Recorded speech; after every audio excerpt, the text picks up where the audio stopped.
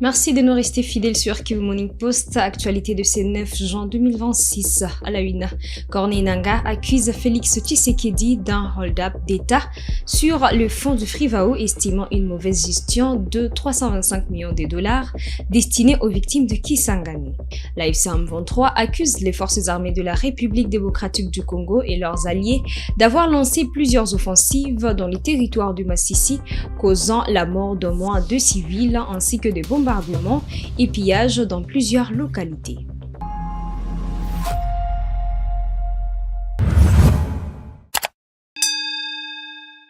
Bonjour.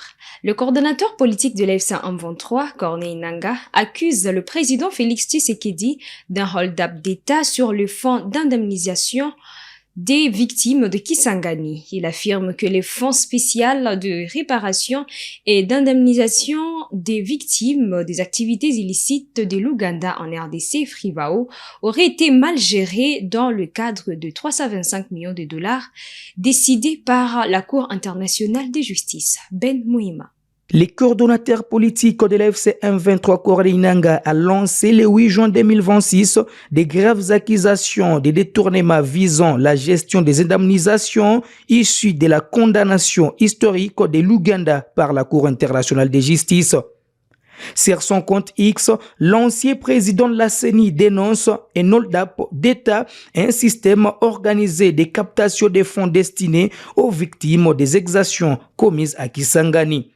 Les fonds spéciaux de réparation et d'indemnisation des victimes des activités illicites de l'Ouganda en RDC, mis en place pour administrer les 325 millions de dollars américains ordonnés par la Cour internationale de justice à charge de l'Ouganda, est aujourd'hui au centre d'un procès pour détournement présumé des fonds publics ouvert le 21 avril 2026 devant la Cour d'appel de Kinshasa-Gombe. Dans sa déclaration, Corneille Nangaa affirme l'arrêt de la Cour internationale de justice était historique. L'Ouganda condamné à verser 325 millions de dollars pour réparer les erreurs commises à Kisangani. Mais selon lui, ces fonds auraient été progressivement détournés par un système de gestion opaque. Depuis 2022, ces fonds ont servi d'appât à une agence tribalo-ethnique impénitente. Félix Tshisekedi, l'ancien ministre de la Justice Rose Mutombo, l'ancien ministre des Finances Nicolas Kazadi et l'ancien gouverneur de la Banque centrale Kabedi Malangumbuyi ont systématiquement et impitoyablement profané la mémoire des martyrs Boyomé. Les dossiers Frivao mettent en cause la gestion d'une partie des 194 millions de dollars déjà perçus par l'État congolais selon les éléments du procès en cours. Les contentieux judiciaires s'inscrivent dans un climat politique tendu marqué par des accusations croisées autour de la transparence dans la gestion des réparations dues aux victimes de violences de 1998 jusqu'en 2003. Lors de la dernière audience, la Cour d'appel de Kinshasa-Gombe a décidé de renvoyer l'instruction au 16 juin 2026 en raison des problèmes de santé affectant l'un des juges de la composition. Dans sa déclaration, Corneille Nangaa élargit ses accusations et appelle à une mobilisation citoyenne. Face à ces pillages à ciel ouvert, le silence n'est pas une option. Impossible d'admettre que les larmes et les sangs de nos martyrs servent à enrichir une loterie tribale. Il poursuit, les Congolais doivent se lever comme un seul homme, briser les chaînes de la résignation et exiger des comptes. Ces vols odieux doivent devenir les détonateurs de notre révolte citoyenne pour la dignité de notre terre. Et conclut sur une note de rupture, une chose est sûre, les temps de justice arrivent et cette oligarchie cotérique devra répondre de ces crimes de sang. Les Frivao conclut comme un mécanisme de réparation historique après la condamnation de l'Ouganda par la Cour internationale de justice est désormais au centre d'un affrontement politico-judiciaire majeur en République démocratique du Congo. Les procès suspendus temporairement devraient reprendre dans un climat de fortes attentes nationales et internationales.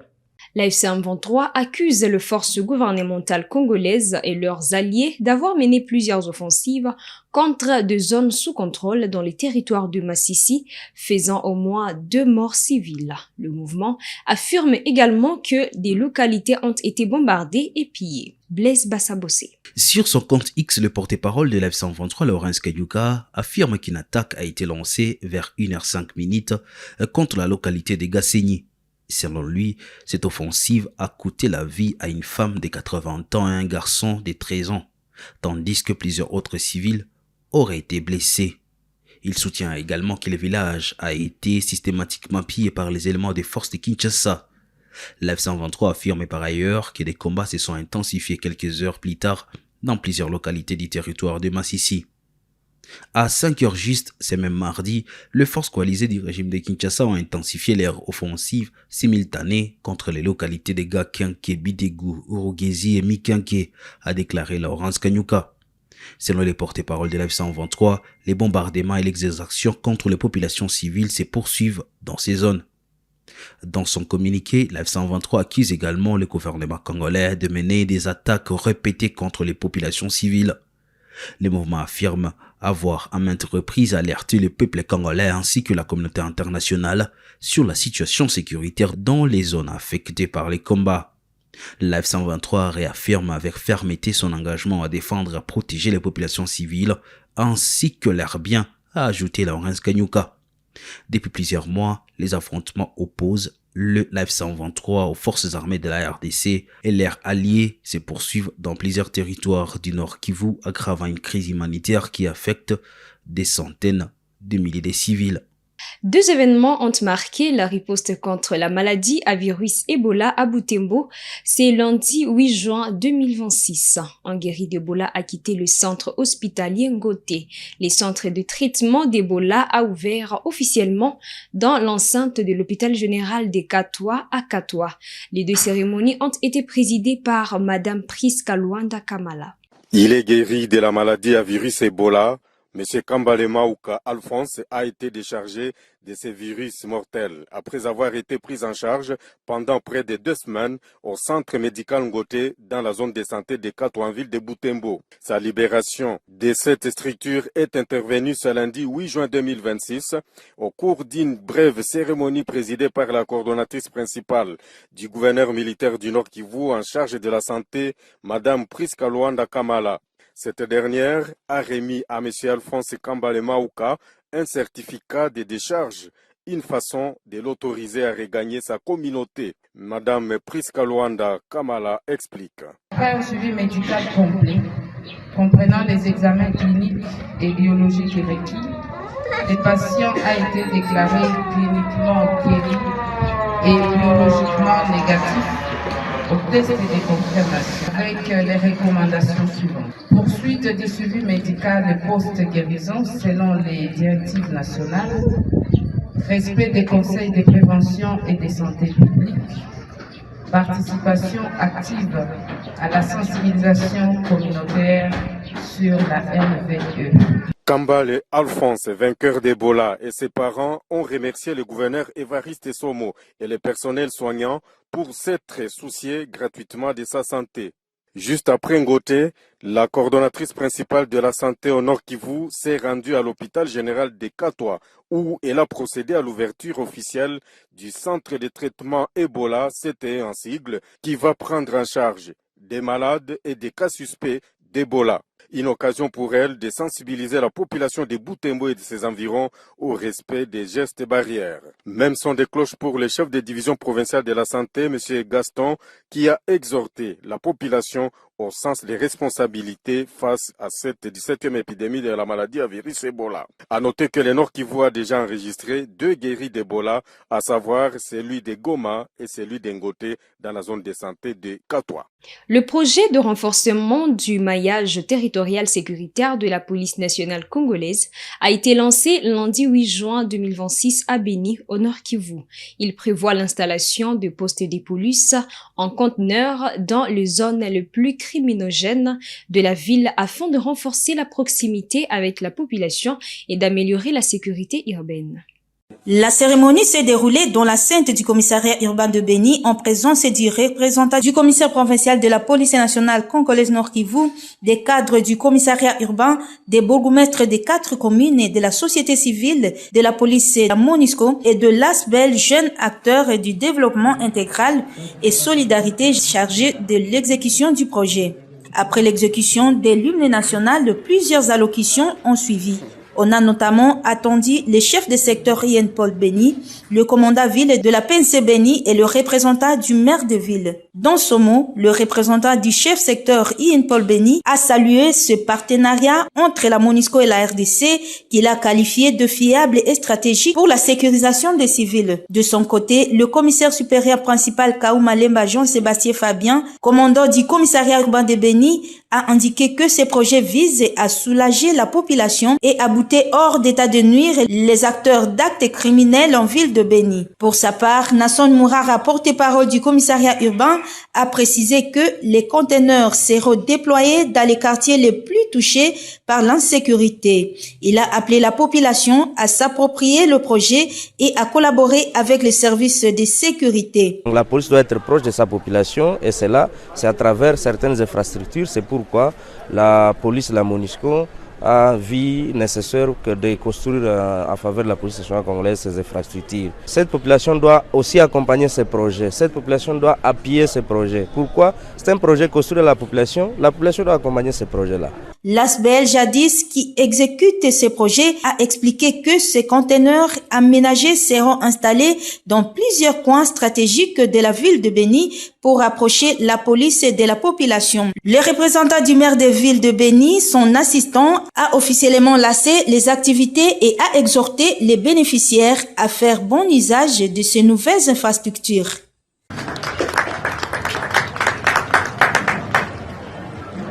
Le trafic a été interrompu entre Béni, Nord Kivu et Mambasa, Ituri après l'effondrement le 7 juin 2026 du pont Ituri D, 2 ans seulement après sa réhabilitation par l'Office des routes. Le surnotage a été à l'origine de cet incident. Et voilà, nous sommes au niveau du pont Ituri 2, ce pont qui venait de s'effondrer après environ 2 ans de réhabilitation en 2024. On ne sait pas si c'est un problème de construction ou soit un problème de tonnage. Mais ce que l'on doit savoir d'abord, c'est que ce pont a été construit depuis 1940 par les Belges et s'est effondré récemment en 2024. Et ce sont les mêmes matériels qui ont été utilisés pour réhabiliter ces mêmes ponts. Et c'est l'Office des routes qui était le chef d'œuvre de réhabilitation de ces ponts ici. Aujourd'hui, ça vient encore de s'effondrer et ça vient encore plonger toute la population du territoire de Mambasa dans une très grande souffrance. Cette population meurtrie, touchés fortement par l'activisme des ADF qui sont en train de tuer jour et nuit. Et voilà encore une souffrance de plus qui vient de s'ajouter sur cette population. On ne sait pas ce qu'on doit faire. Et pour le moment, la province est confrontée aussi à une instabilité institutionnelle. L'ancien gouverneur qui venait d'être remplacé, il n'a pas encore cédé les fauteuils. Il y a un nouveau gouverneur, le général Kassongo Gabi, qui n'est pas encore investi jusque-là. Son attention, le nouveau gouverneur qui sera bientôt investi là, la priorité, ça sera d'abord la sécurité. On ne sait pas si les ponts ici sera parmi ses priorités, parce que c'est une route très vitale qui relie 2 provinces, le Nord Kivu à la province de l'Ituri. En tout cas, le nouveau gouverneur a quelque chose à faire déjà dès son premier jour de mandat. Les travaux d'asphaltage de la route nationale numéro 1 ont démarré lundi 8 juin 2026 dans la traversée de la ville de Mbuji-Mayi. Ces lancements marquent une étape importante du projet de modernisation de 850 derniers kilomètres de la route nationale numéro 1. Reportage. C'est donc parti pour le revêtement avec des enrobés de la partie de la RN1 qui traverse la ville de Mbuji-Mayi. Les premières opérations ont porté sur un tronçon test de 200 mètres situé au point kilométrique 3+360. Cette planche d'essai constitue la première portion asphaltée d'un projet qui s'étend du rond-point Petrombu jusqu'au pont Lubilangi, soit un linéaire total de 7871 mètres vers la sortie de la ville de Mbuji-Mayi en direction de Mweneditu. Financé dans le cadre du programme sino-congolais et exécuté par l'entreprise CREC7 sous la supervision de l'Agence congolaise des grands travaux, maître d'ouvrage délégué du ministère des ITP sur ce projet, il prévoit la modernisation complète de la chaussée. La nouvelle configuration inclura 4 bandes de circulation de 3,5 mètres chacune, une bande séparatrice de 1 mètre et des trottoirs en béton de 1,5 mètre, ainsi que des caniveaux en moellon de part et d'autre de la route. Sur terrain, l'ingénieur Maxime Katontoka, chef de mission de surveillance pour le compte de l'Agence congolaise des grands travaux, s'est dit satisfait de la dynamique observée, car les premières phases ont bien été entamées avec la planche d'essai. L'entreprise travaille avec détermination pour respecter les délais dans une ambiance de mobilisation générale. La population venue nombreuse pour assister à ce début de la pose des enrobés n'a pas caché sa satisfaction. Pour beaucoup, l'asphaltage de la RN1 dans la traversée de Mbuji-Mayi représente un tournant décisif et historique, mettant fin à des années de difficultés de circulation, particulièrement lors de la saison pluvieuse. D'abord, je suis dans la province de Kassai orientale, précisément dans la ville de Mbuji-Mayi. Je suis sur l'avenue Inga. En tout cas, je suis dans la joie, je suis très heureux de voir qu'il y a auparavant ils ont ravin. Mais les là, entreprise à CREC7, n'a pas entreprise Moussousou, a transformé place où ravin Zalaki et Tekali ville. Et dans un Mingi, je félicite aussi les ingénieurs, je félicite aussi les travailleurs en tout cas, je suis très content. Je l'ai au tribunal Kalabimana, je l'ai au avenue Inga. Je l'ai au voie, moi, il a ma panche. Vous devez me beaucoup kuimwa kwenda kuimwa kuvupimpa na chimuntu mamu mikala ndifu kuvumwa kutula different kadi mpinde tuba mwana jila mwikala mukumbana uji pachi beton mwikala mutulongo lwele katuvumanya ni chitu cha mushindo chivumwa kwenzeka mu vile wa Mbuji-Mayi uto ubwanu kabashala bashala bamba ni kwetu kwashi koto ni chikwa kuchitu mwa kutegemena to kadi mpinde utuli nditegemena warituba mwana jila societe wa CREC7 uri mukati mwa jela kabu dimbo munjilewo wa Yinga indewo uduwangate chilamba chifyachi umushi chilamba chakala kivumikala nachi. Ce chantier de la route nationale numéro 1 constitue l'un des 3 projets phares de l'Agence congolaise des grands travaux, piloté dans le cadre du programme sino-congolais avec la route Kananga-Kalamba-Mbuji ainsi que les rocades de Kinshasa qui devront être livrées à fin 2027. Fin de cette actualité du 9 juin 2026. Merci à vous, mesdames, messieurs, de nous avoir suivis du début à la fin. On se retrouve dans des prochaines actualités. Au plaisir.